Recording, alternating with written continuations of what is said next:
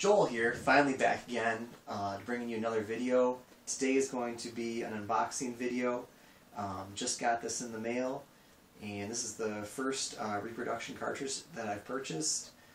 It's Mr. Gimmick by Timewalk Games. Originally, this game was never released in the US, only came out in Japan for the Famicom, and also in Scandinavia, of all places, for the NES.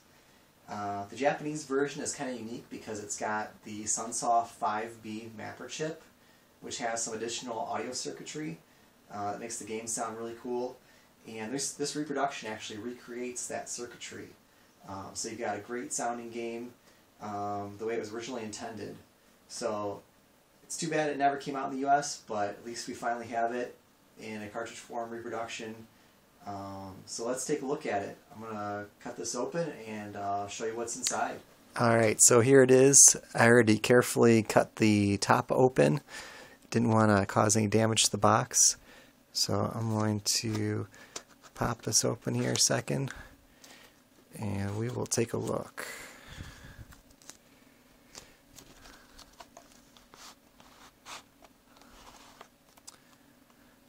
So we've got the cartridge in a sleeve. The cartridge is painted like a dark gray color. Looks pretty good. I still kind of prefer the original finish to the original gray carts, but sometimes you got to refinish them probably to make them look nice when you've got a whole bunch of old gray carts to recycle. I've got their logo sticker on the back, and I got a pretty nice label on the front. It probably could be cut out a little bit better. The corners aren't quite the same as like original NES game, but otherwise it looks pretty darn good. Print quality looks pretty good. Take a look at the box again here. I think it's supposed to come with an instruction manual. Yeah, so here we are. We got the instruction manual,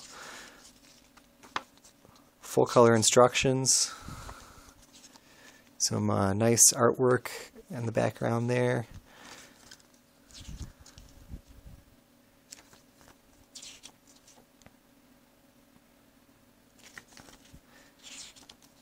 Got all the basics here, how to play, the on-screen display. I guess if you wanted to here, you could keep track of your score here.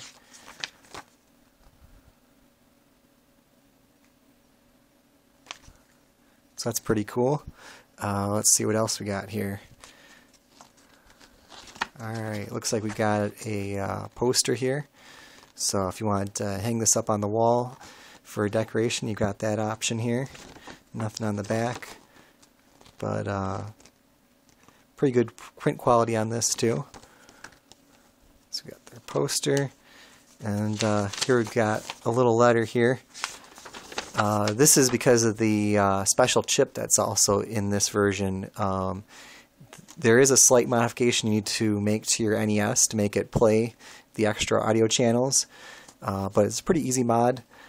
Just a resistor you have to solder across a couple legs of the expansion port in your NES, and then you're good to go. So that's everything in here.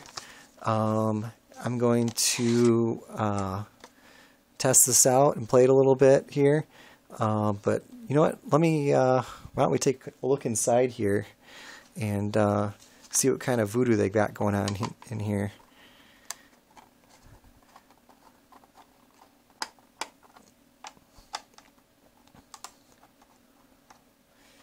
This board's supposed to be made with brand new circuit boards. They didn't use a donor for this one. So let's see what they've got here. There we go. So here's the board. Looks like they've got it glued in here. I don't know if I can get this out to show you guys. But here it says FME7. That's the mapper that this uses.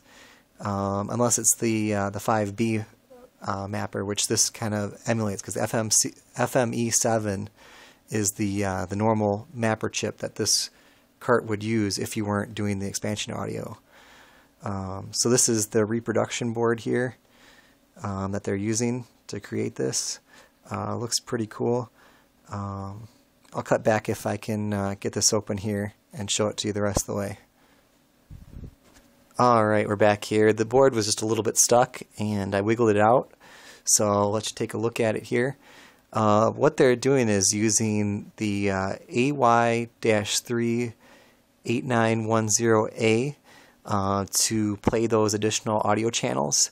And then they've got a couple here chips here that I'm guessing are emulating what the original mapper chip would be.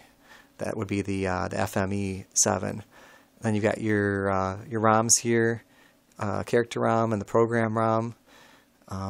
It's a nice little circuit board. I think you can pick these up if you wanted to make your own reproductions. There's a site that nesdev.com. There's a forum post with the development information on these boards. So if you're into making reproductions, you might want to check that out so you don't have to sacrifice any carts to make your own reproductions. Alright, just gonna pop this in and show you guys a little gameplay footage here. So it works perfectly. You can hear the extra sound channels. Some of the songs here take advantage of those extra sound channels and sound a lot better with this extra chip in there. So I don't know if you can hear that.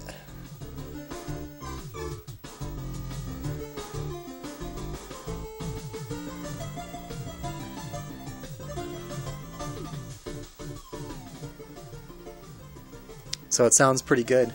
If you play just the regular version that doesn't have the extra chip in there, there's a US prototype version. Some of the sounds sound a little bit different, like the star noise is what I noticed the most, and a few other noises. It sounds like they're playing through the regular NES channel instead of the extra chip, because of course it's not there. So it's a great sounding game when you have the extra chip there. So I'm just going to mess around here. I played this game many times before. It can be a little bit challenging, but once you learn it and you know the secrets, there's ways you can get lots of extra lives. You can gradually learn to master the game, and then it's not so bad. You got like your extra power-ups that you can use. They work great for taking out lots of enemies. Some cool scenery to go through. Got various traps that you need to learn about. Some places where you just like die the first time you get there because you won't know that it's a trap.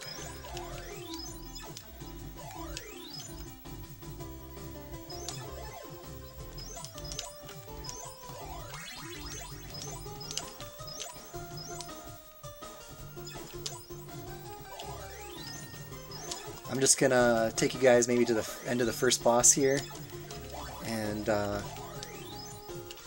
just show you the first level.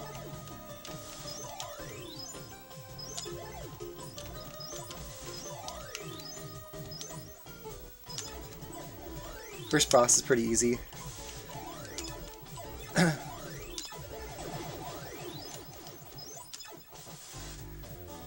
Yeah, there you go. It's a great game. Check it out.